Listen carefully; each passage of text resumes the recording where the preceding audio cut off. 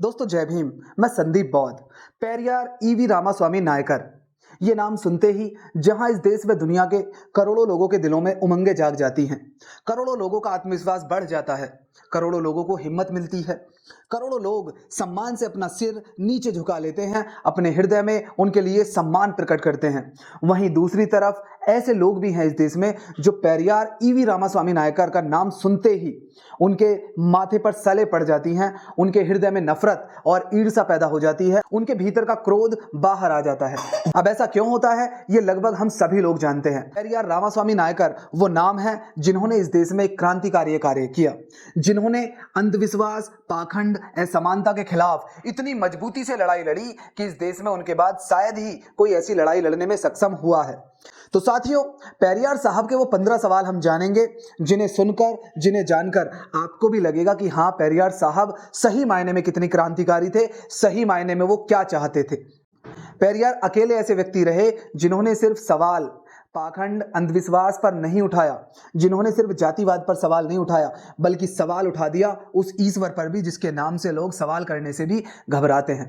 दोस्तों, जो 15 बातें आपको बताने जा रहा हूं वो कोई आम बातें नहीं है और न ही आम आदमी ने उनको बोला है, इसलिए इन्हें ध्यान से सुने और सभी को बताएं, खासकर उन लोगों को जो आपको कहते हैं कि आप किसी धर्म विशेष को टारगेट करते हो। उनको बताना इसलिए जरूरी है ताकि उनको पता चले कि ये तर्क और सवाल सिर्फ हमारे नहीं बल्कि हमारे महापुरुषों के हैं और ये सिर्फ आप दोहरा रहे हैं। पेरियार साहब का सवाल नंबर 1, मैंने सब कुछ किया, मैंने गणेश आदि सभी ब्राह्मण देवी देवताओं की मूर्तियां तोड़ डाली, मैंने राम आदि की तस्वीरों को जला डाला। मेरे इन कामों के बाद भी मेरी सभाओं में मेरे भाषण सुनने के लिए यदि हजारों की गिनती में लोग इकट्ठा होते हैं तो साफ है कि स्वाभिमान तथा बुद्धि का अनुभव होना जनता में जागृति का संदेश है। दुनिया के सभी संगठित धर्मों से मुझे सख्त नफरत है। पेरियार साहब आगे कहते हैं, शास्त्र पुराण और उनमें दर्ज देवी देवताओं में मेरी कोई आस्था नहीं है क्योंकि वो सारे के सारे दोषी हैं। मैं जनता से भी उन्हें नष्ट करने की अपील करता हूं। द्रविड़ कड़गम आंदोलन का क्या मतलब है? इसका केवल एक ही निशाना है कि इस आर्य ब्राह्मणवादी और वर्ण व्यवस्था का अंत कर देना, जिसके कारण समाज ऊंच नीच जातियों में बंट गया है। द्रविड़ कड़गम आंदोलन उन सभी शास्त्रों, पुराणों, देवी देवताओं में आस्था नहीं रखता जो वर्ण तथा जाति व्यवस्था को जैसे का तैसा बनाए रखे हुए हैं। ब्राह्मण हमें अंधविश्वास में निष्ठा रखने के लिए तैयार करता है। वो खुद आरामदायक जीवन जी रहा है, तुम्हें अछूत कहकर निंदा भी करता है। मैं आपको सावधान करता हूं कि उनका विश्वास मत करो। ब्राह्मणों ने हमें शास्त्रों और पुराणों की सहायता से गुलाम बनाया। अपनी स्थिति मजबूत करने के लिए मंदिर, ईश्वर और देवी देवताओं की रचना की। सभी मनुष्य समान रूप से पैदा हुए हैं, तो फिर अकेले ब्राह्मण उच्च व अन्य को नीच कैसे ठहराया जा सकता है? आप अपनी मेहनत की गाड़ी कमाई क्यों इन मंदिरों में लुटाते हो? क्या कभी ब्राह्मणों ने इन मंदिरों, तालाबों या अन्य परोपकारी संस्थाओं के लिए 1 रुपया भी दान दिया है? हमारे देश को सही मायने में आजादी तभी मिली समझनी चाहिए जब ग्रामीण लोग देवता, अधर्म, जाति और अंधविश्वास से छुटकारा पा जाएंगे। आज विदेशी लोग दूसरे ग्रहों पर संदेश और अंतरिक्ष यान भेज रहे हैं, लेकिन हम ब्राह्मणों द्वारा श्राद्धों में परलोक में बसे हमारे पूर्वजों को चावल और खीर भेज रहे हैं। क्या ये बुद्धिमानी है? ईश्वर की सत्ता स्वीकारने में किसी बुद्धिमत्ता की आवश्यकता नहीं पड़ती, लेकिन नास्तिकता के लिए बड़े साहस और दृढ़ विश्वास की जरूरत पड़ती है। ये स्थिति उन्हीं के लिए संभव है जिनके पास तर्क तथा बुद्धि की शक्ति विद्यमान है। ब्राह्मणों के पैरों पर क्यों गिरना? क्या ये मंदिर है? क्या ये त्योहार है? नहीं, ये सब कुछ भी नहीं है। हमें बुद्धिमान व्यक्ति की तरह व्यवहार करना चाहिए, यही प्रार्थना का सार है। ब्राह्मण देवी देवताओं को देखो, एक देवता तो हाथ में भाला त्रिशूल उठाकर खड़ा है, दूसरा धनुष बाण, अन्य दूसरे देवी देवता कोई गुर्ज, खंजर और ढाल के साथ सुशोभित है। यह सब क्यों है?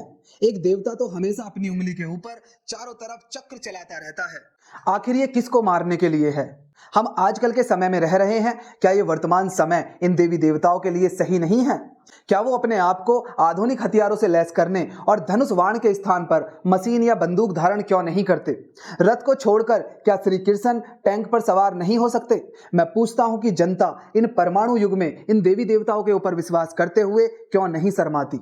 उन देवताओं को नष्ट कर दो जो तुम्हें शूद्र कहे, उन पुराणों और इतिहास को ध्वस्त कर दो जो देवता को शक्ति प्रदान करते हैं।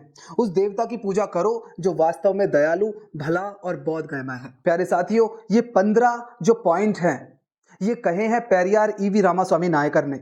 उन्होंने सीधे ईश्वर पर सवाल किए हैं, उन्होंने शास्त्रों पर सवाल किए हैं, उन्होंने एक जाति विशेष पर भी सवाल किए हैं जो अपने आप को धर्मगुरु कहती है। सवाल इस बात का है कि हमारे महापुरुषों को ये इतने बड़े बड़े सवाल क्यों करने पड़े। प्यारे साथियों, आज भी आप जानते हो कि इस देश में जातिवाद कितना भयावह स्थिति में है। आज भी आपको समाज विशेष, जाति विशेष के लोग उसी नजरिए से देखते हैं जिससे पहले देखते थे। कई बार आपको कलेक्टर हो, आप अधिकारी हो, आप मंत्री हो, आप राष्ट्रपति तक हो, आपको वो एहसास कराने से नहीं चूकते कि आप कौन सी जाति के हो, कौन से वर्ण के हो। और ये सब होते हुए ईश्वर जिसकी आप पूजा करते हो आज भी ये सब देखता है। वो कभी इस पर सवाल नहीं करता, वो कभी इस पर आक्षेप नहीं करता, वो कभी इस पर रोक लगाने के लिए आता नहीं, ना ही अपनी कोई वाणी बोलता है। तो इसीलिए सवाल किए गए पेरियार ईवी रामास्वामी नायकर द्वारा कि कहीं ये ईश्वर किसी जाति या वर्ण विशेष का बनाया हुआ तो नहीं है। आप सभी से गुजारिश है कि इन सवालों को हर उस व्यक्ति तक पहुंचाएं जो पेरियार साहब को जानता है, वो जाने कि पेरियार साहब ने आखिर ये 15 सवाल क्यों किए। अगर आपको वीडियो पसंद आई तो चैनल को सब्सक्राइब करें, वीडियो को शेयर करें, बेल आइकन प्रेस करना ना भूलें और कमेंट जरूर करें। धन्यवाद। जय भीम।